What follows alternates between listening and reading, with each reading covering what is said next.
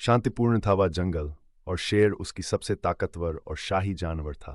सभी जानवर उसकी इज्जत करते और वह जंगल के सारे नियमों का पालन करता था। उसके पास एक सुंदर सी गुफा थी जहां वह आराम करता था और शाही जीवन जीता था।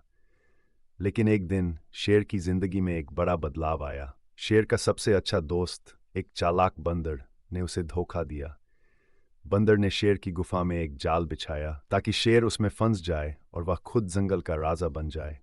वह जानता था कि शेर की ताकत को कोई नहीं तोड़ सकता, लेकिन अगर शेर फंस गया तो उसकी प्रतिष्ठा पूरी तरह से खत्म हो जाएगी।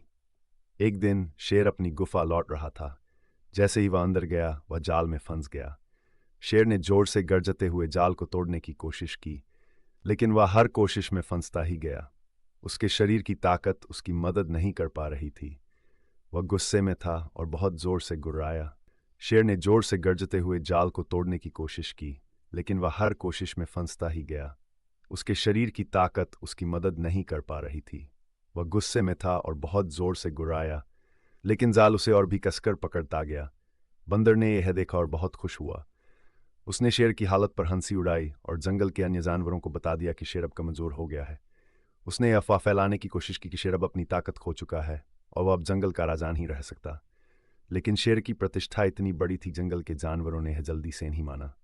जानवरों ने देखा कि शेर अभी भी जिंदा था और उसे हराने के लिए किसी और के पास ताकत नहीं थी।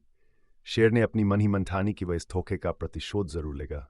दिनों तक शेर ने अपनी ताकत को फिर से अपनी मानसिक शांति पर ध्यान दिया और धीरे धीरे अपने जख्मों को ठीक किया। वह जानता था कि अब उसे अपनी ताकत को सही तरीके से इस्तेमाल करना होगा।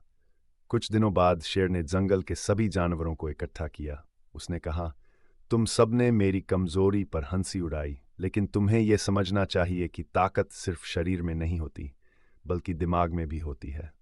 शेर ने फिर उस चालाक बंदर को सामने बुलाया और कहा, तुमने मुझे धोखा दिया, लेकिन तुम्हारी हरकतें जंगल में सबसे बड़ी गलती साबित होंगी। और फिर शेर ने उस बंदर को जंगल से बाहर निकाल दिया ताकि वह जंगल के अन्य जानवरों को नुकसान न पहुंचा सके। जंगल के बाकी जानवरों ने शेर से माफी मांगी और उसे फिर से अपना राजा माना। उन्होंने शेर से वादा किया कि वे कभी भी किसी को धोखा नहीं देंगे, क्योंकि वे समझ गए थे कि सच्ची ताकत केवल शारीरिक नहीं, बल्कि दिमागी और नैतिक होती है।